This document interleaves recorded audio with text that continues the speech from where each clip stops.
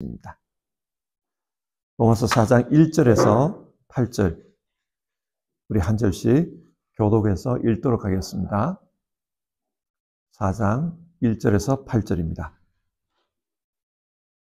그러면 육신상으로 우리의 조상인 아브라함이 무엇을 얻었다고 우리가 말할 수 있겠습니까? 아브라함이 행위로 의롭다 되었다면 그에게는 자랑할 것이 있었을 것입니다. 그러나 하나님 앞에서는 자랑할 것이 없습니다. 성경이 무엇이라고 말합니까? 아브라함이 하나님을 믿으니 하나님께서 그를 의롭다고 여기셨다 하였습니다. 일을 하는 사람에게는 금삭슬 은혜로 주신 것으로 치지 않고 당연한 보수로 주는 것으로 생각합니다. 그러나 경건하지 못한 사람을 의롭다고 하시는 분을 믿는 사람은 비록 아무 공로가 없어도 그의 믿음이 의롭다고 인정을 받습니다. 그래서 행한 것이 없어도 하나님께서 의롭다고 여겨주시는 사람이 받을 복을 다윗도 다음과 같이 말하였습니다. 하나님께서 잘못을 용서해 주시고 죄를 덮어주신 사람은 복이 있다. 주님께서 죄 없다고 인정해 주실 사람은 복이 있다. 아멘. 로마서는 우리의 구원과 관련해서 아주 중요한 가르침을 주고 있습니다. 우리 개인의 입장에서 생각해 보면 우리는 구원을 얻기 위해서 하나님을 믿습니다. 그런데 여러분, 어떻게 구원이 우리에게 주어집니까? 당시 유대교에서는 할례를 받고 하나님의 백성이 되어야 한다. 그리고 율법을 지키며 유대인으로서 선한 삶을 살아야 한다. 그렇게 가르쳤습니다. 그러면 구원을 얻을 수 있다고 했습니다. 바울 사도는 이 가르침을 자기 자신에게 적용해 보았습니다. 자신은 태어난 지 8일 만에 할례를 받았습니다. 유대인으로서 흠이 없을 정도로 열심히 율법을 지켰습니다. 그렇다면 틀림없이 구원을 받아야 합니다. 그런데 자기를 돌아볼 때 결과가 무엇이었는가? 자기 백성을 구원하기 위해서 오신 그 메시아를 대적했다는 겁니다. 자기는 유대인으로서 율법을 지키며 선하게 살면 구원을 얻을 줄 알았는데 결과론적으로 메시아를 대적하면서 살았습니다. 메시아를 대적한 이런 사람이 구원을 얻을 수 있을까? 바울은 자기 스스로에게 질문해 보았습니다. 불가능해 보였습니다. 나는 죄인 중에 우두머리일 뿐입니다. 그것이 그의 솔직한 고백입니다. 그런데 주변을 돌아보니까 대부분의 유대인들이 자기처럼 그렇게 살더라는 것입니다. 그러면서도 우리는 구원받았어. 그렇게 말하더라는 겁니다. 여러분, 나는 구원받았어. 그렇게 말하고 그렇게 생각하면 진짜 구원을 받습니까? 아닙니다. 구원은 내 확신이 중요한 게 아니라 하나님께서 내게 구원을 베풀어 주시는 것이 중요합니다. 로마서의 용어로 말하면 하나님께서 의롭다 인정해 주실 때 그때 구원이 주어집니다. 하나님은 메시아 예수님을 통해 우리를 의롭게 해주셨습니다. 어제 묵상한 본문이 말하듯이 하나님께서는 예수님을 속죄의 제물로 보내주셨습니다. 그리고 그분을 십자가에 매달아 죽이심으로 우리 죄를 대속하셨습니다. 그 결과 하나님과의 깨어진 관계가 회복되었습니다. 그래서 그 메시아 예수님을 믿는 사람, 그 사람이 의롭다 여김을 받는다. 예수님을 믿는 믿음, 그 믿음이 하나님이 제시한 구원의 방법이었습니다. 바울 사도는 이것을 사람들에게 가르치고 주장한 것입니다. 아마 그 당시에 사람들이 이렇게 질문했던 것 같아요. 메시아를 믿음으로 의롭게 된다는 것은 바울 당신의 주장 아니냐? 그것이 객관적으로 성경에서 어떤 근거를 가지고 있는 주장이냐? 유대인들이 그렇게 물었던 것 같습니다. 그래서 바울 사도는 구약 성경에 나오는 아브라함과 다윗을 예로 들어서 믿음으로 말미암아 의롭게 된다는 것을 그 근거를 주장합니다. 그것이 오늘 우리가 읽은 이 본문이고요.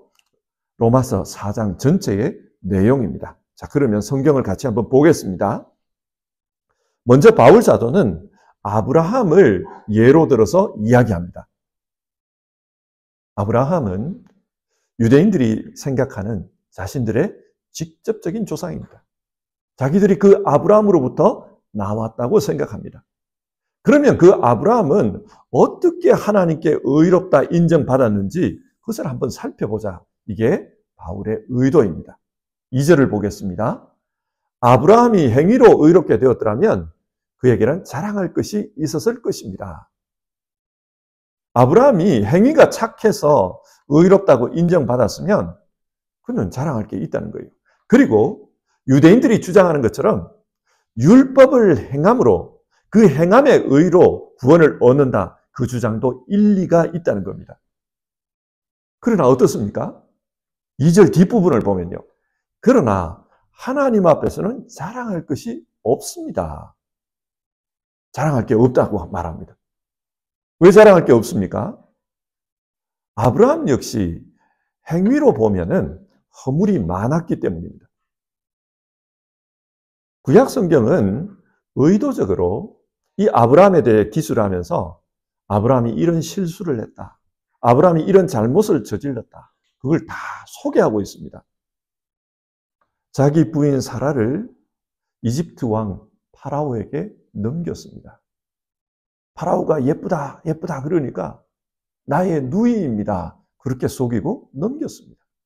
이게 한 번이 아니에요. 그랄 왕 아비멜렉에게도 똑같은 방식으로 했습니다. 그래서 또 사라를 넘겼어요. 왜 그랬냐? 자기 살기 위해서였습니다. 아주 이기적인 그런 삶을 살았다는 말입니다. 또 아들을 얻기 위해서 하갈을 통해 이스마엘을 낳은 이야기도 성경은 기록하고 있습니다. 무슨 말입니까? 믿음으로 산다고 했지만은 편법으로 살았다는 거예요. 그래서 하나님 보시기에 온전치 않은 그런 행동들을 했다. 그게 나중에 어떻게 그 후폭풍을 가져옵니까? 이 아브라함으로 말미암아 이스마엘 후손과 이삭의 후손들이 영원히 싸웁니다. 원수가 되어서 영원히 싸웠어요. 영원한 분쟁을 만들어 놓은 장본인이 바로 이 아브라함이다. 성경 그걸 말해요. 자, 여러분, 이런 행위만 두고 볼 때 어떻게 아브라함이 의롭다고 말할 수 있겠느냐는 겁니다. 행위로는 하나님 앞에서 의롭다고 자랑할 것이 없다. 그게 바울 사도의 판단입니다.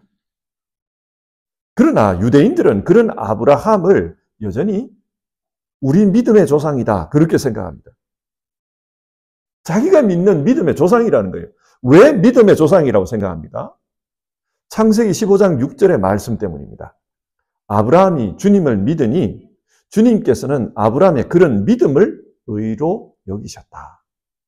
하나님께서 아브라함의 믿음을 보시고 그를 의롭다고 여겼기 때문입니다. 그러면 이런 질문을 해봐야 돼요. 하나님이 의롭다고 여겨주셨던 그 아브라함의 믿음은 어떤 것이냐라는 거예요. 어떤 모습을 보고 의롭다고 여겼느냐. 유대인들은 하나님으로부터 의롭다고 여김받은 그 아브라함의 믿음이 순종이라고 생각합니다. 왜 이렇게 생각할까요? 아브라함은 75세에 하나님으로부터 부르심을 받았지요. 너는 너의 고향과 친척과 아버지의 집을 떠나라. 내가 너에게 지시하는 땅으로 가라. 아브라함은 그 명령에 순종했습니다. 그래서 유대인들은 하나님은 아브라함의 이런 순종을 보시고 그를 의롭다고 여겼다. 그렇게 생각했습니다. 그런데 이 순종이라는 게 뭡니까? 이 순종이라는 것을 가만히 따져보면 삶의 한 행동이에요. 그래서 유대인들은 이 순종의 행위로 말미암아서 아브라함이 의롭다 여김을 받았다. 그렇게 생각하는 거예요. 하나님께서 명령하신 것, 그것에 순종하는 그 행위가 의로움을 주었다는 겁니다.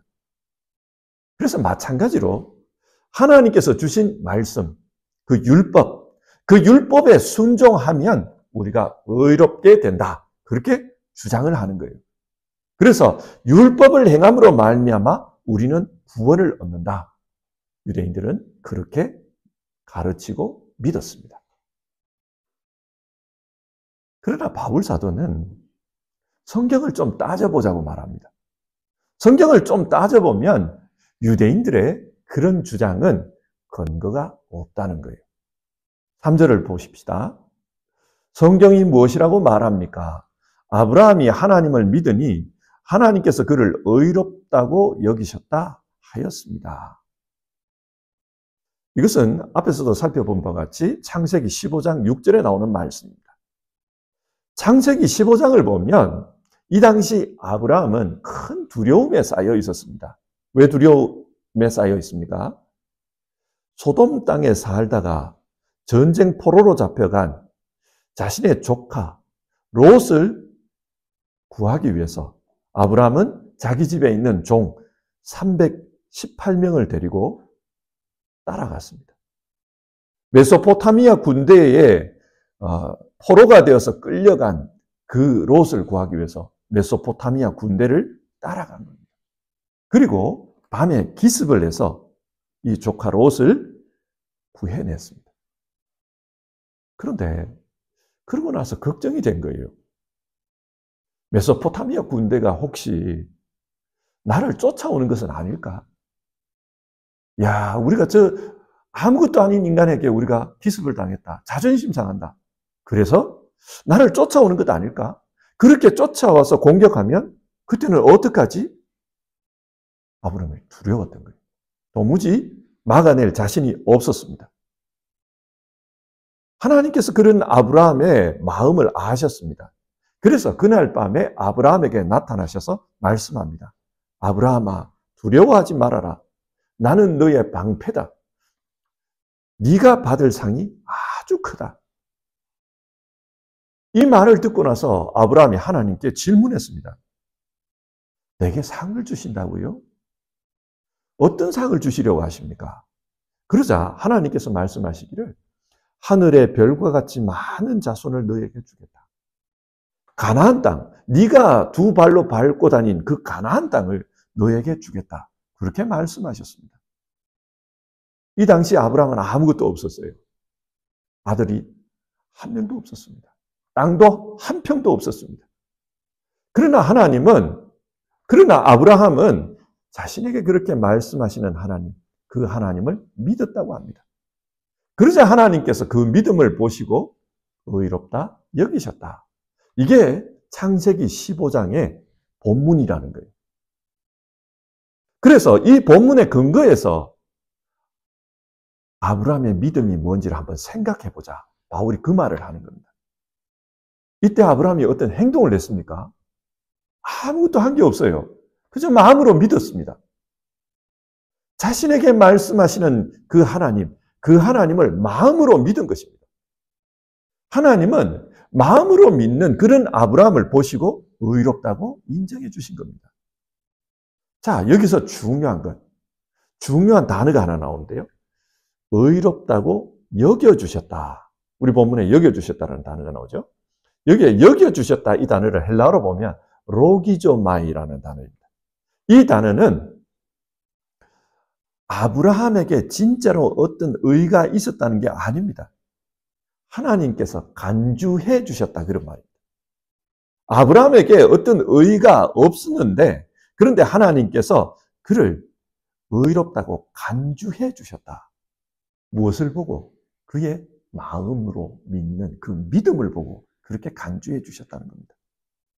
그래서 4절에서 바울은 품삯과 은혜에 대한 이야기를 합니다.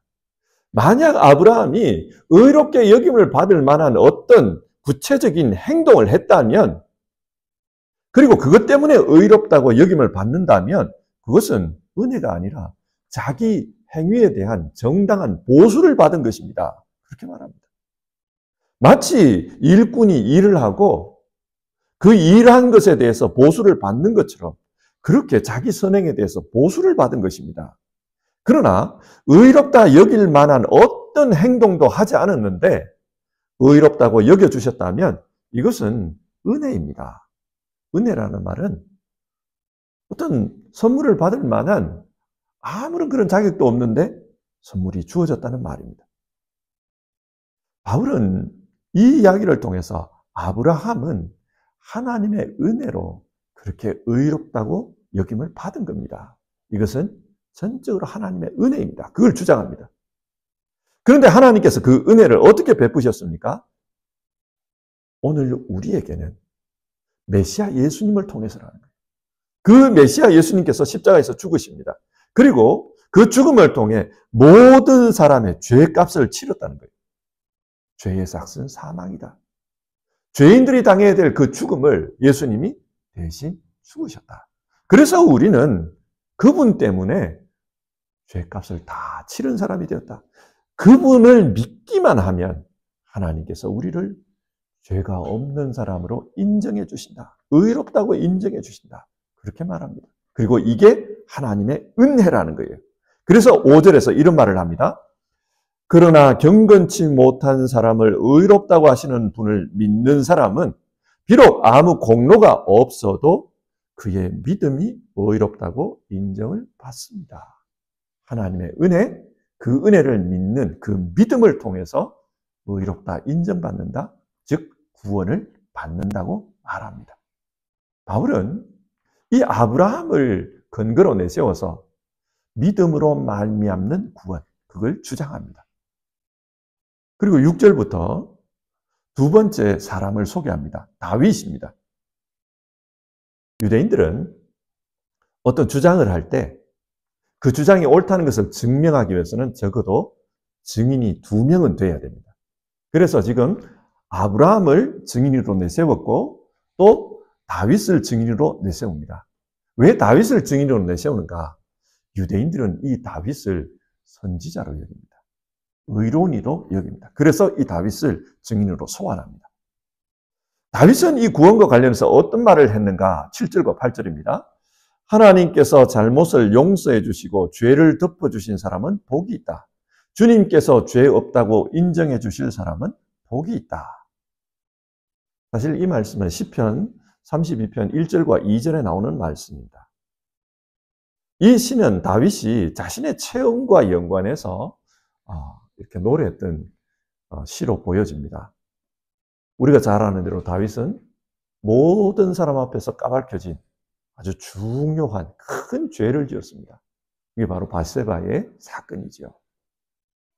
이 죄를 통해서 간음을 했습니다. 사람을 죽였습니다.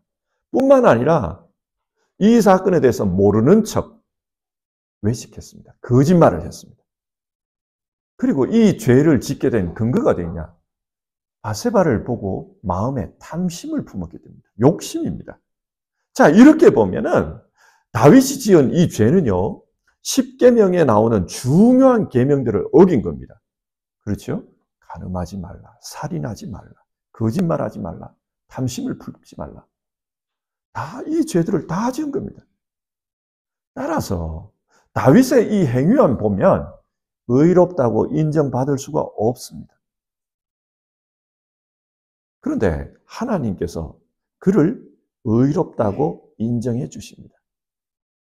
진실하게 참여하는 그 모습을 보고 하나님께서 그의 죄를 덮어주신 것입니다. 이렇게 하나님의 덮어주심, 하나님의 속죄해 주심, 하나님의 은혜, 그 은혜로 말미암아서 의롭다 인정받는 사람, 그 사람은 복이 있다. 다윗이 그렇게 말했다는 거예요. 바울은 이런 다윗의 고백을 가지고 와서 구원은 행함으로 얻는 게 아닙니다. 만약에 행함으로 구원 얻는 거라면 다윗도 구원 못 얻었습니다.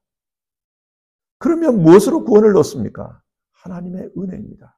우리의 죄를 대신 갚아주시고 덮어주시는 그 하나님의 은혜, 그 하나님의 은혜로 우리는 구원을 얻습니다. 바울이 지금 그 말을 하는 거예요. 자, 오늘 말씀 한번 정리를 해봅시다. 여러분, 어떻게 구원을 얻습니까? 종교개혁자들은 성경이 말하는 이 구원을 이렇게 정리했어요. 솔라 그라치아, 솔라 피데, 솔루스 크리스투스. 오직 하나님의 은혜로, 오직 믿음으로, 그리고 오직 그리스도 예수를 통해서 그렇게 말했습니다. 우리는 하나님의 은혜로, 그리고 그 은혜를 믿는 믿음으로 구원을 얻습니다. 그리고 그 은혜는 메시아이신 예수 그리스도를 통해 우리에게 베풀어졌습니다. 바울 사도는 이것을 증명하기 위해서 오늘 본문에서 아브라함과 다윗 두 믿음의 조상을 증인으로 소환했습니다. 사람들은 선한 삶을 살아야 구원을 받는다, 그렇게 생각합니다. 선하게 살면 구원받고 악하게 살면 심판을 받는다고 생각합니다. 그렇기 때문에 착하게 살아야 된다. 사람들은 그런 말을 합니다. 이 말이 틀린 말은 아니지요.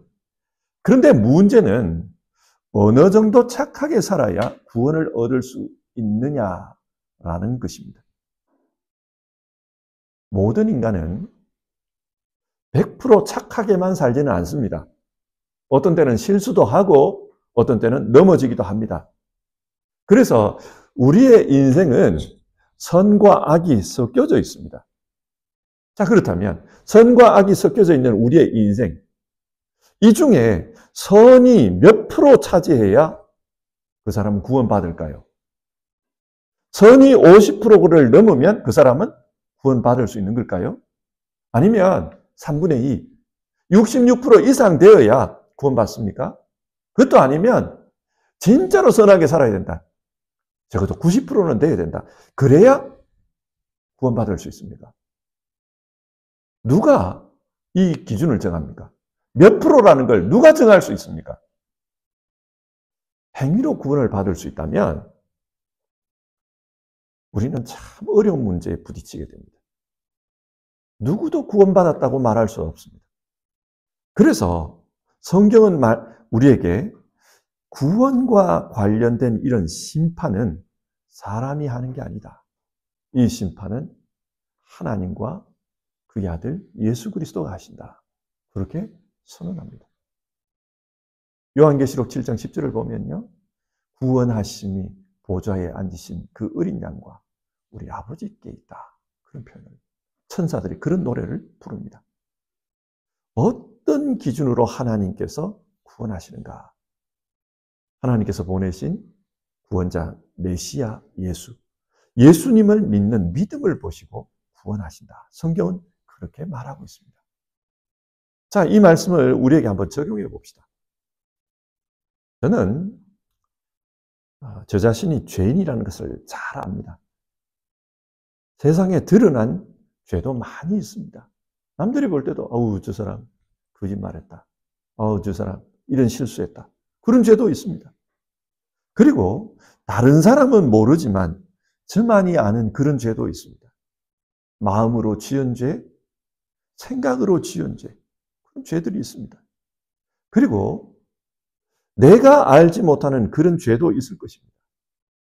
목회를 하면서 사람들을 대합니다. 저는 전혀 그런 의도가 없었지만 제 의도와는 상관없이 사람이 상처받고 실족할 수 있습니다. 그리고 교회를 떠날 수가 있어요. 그렇다면 저는 연자맷돌을 목에 메고 바다에 던져질 그런 존재입니다. 사람을 실족게 하는 것보다는 차라리 그 목에 연자맷돌을 메고 바다에 던지는 게 낫다. 저는 그런 존재예요. 이런 죄에 찌든 내 삶이 변화되어서 거룩하게 되고 싶었습니다. 정말 정결하게 살고 싶었습니다. 그래서 여러 가지 결심도 해봤고 선하게 살려고 노력도 해봤습니다. 그런데 돌아보면 또 원래 자리로 돌아온 것 같은 그런 경험을 참 많이 했습니다. 나라는 존재가 근본적으로 바뀌지 않는다는 것을 느꼈습니다. 그리고 조금씩 나이가 들면서 발견한 게 있어요. 청년의 때에 이게 죄다라고 생각했던 게 있습니다. 그래서 그런 죄를 짓지 않기 위해서 노력을 했어요. 시간이 좀 흐르다 보니까 그 문제는 어느 정도 해결이 된 것처럼 느껴졌습니다. 그런데 나이가 들면서 청년의 때에는 보이지 않던 또 다른 죄가 보이기 시작했습니다.